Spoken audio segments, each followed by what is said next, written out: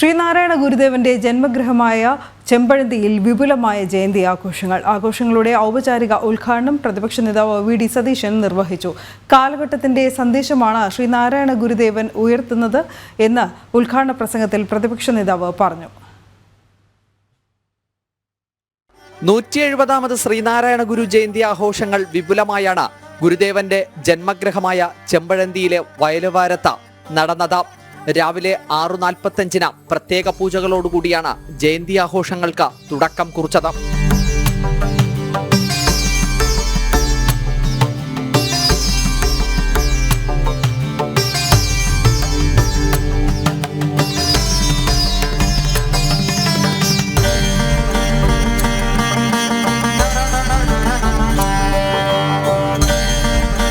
ആഘോഷങ്ങളുടെ ഔപചാരിക ഉദ്ഘാടനം പ്രതിപക്ഷ നേതാവ് വി.ഡി. സതീശൻ നിർവഹിച്ചു.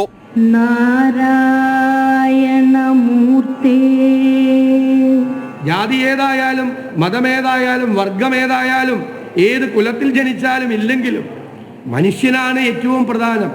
മനുഷ്യന്റെ നവീകരണത്തിന് വേണ്ടി അത് ദൈവകേന്ദ്രീകൃതമായി അചഞ്ചലമായ ദൈവവിശ്വാസത്തിന്റെ അടിത്തറയിൽ നിന്നുകൊണ്ട് മാനവികതയെ കെട്ടിപ്പടുക്കാൻ, മനുഷ്യനെ നന്നാക്കാൻ, മനുഷ്യനെ നവീകരിക്കാൻ, ആ മനുഷ്യ നവീകരണത്തിൽ കൂടി ലോകത്തിന് മുഴുവൻ സന്തോഷമുണ്ടാകാൻ, ആ സുഖത്തിലേക്ക്, ആ പരമ്പൊരുളിലേക്ക് പോകാനുള്ള യാത്ര, അത് തേടിയുള്ള ഇൻ സെർച്ച് ഓഫ് നോളജ് എന്ന് നമ്മൾ പറയില്ലേ, അറിവ് തേടിയുള്ള യാത്ര, ആ യാത്ര തുടങ്ങാൻ മനുഷ്യനെ സജ്ജമാക്കുന്ന, മനുഷ്യനെ പര്യാപ്തമാക്കുന്ന, മനുഷ്യനെ അതിനുവേണ്ടി സജ്ജമാക്കുന്ന കാര്യങ്ങളാണ് തൻ്റെ ദർശനത്തിലൂടെ, അതിൻ്റെ പ്രായോഗിക പരിണാമത്തിലൂടെ എല്ലാം ഗുരുദേവൻ കാട്ടിത്തന്നത്, വഴിയാക്കി തന്നത് എന്ന് നമുക്ക് തിരിഞ്ഞു നോക്കുമ്പോൾ നമുക്ക് കൃത്യമായി നമുക്ക് ബോധ്യമാകും.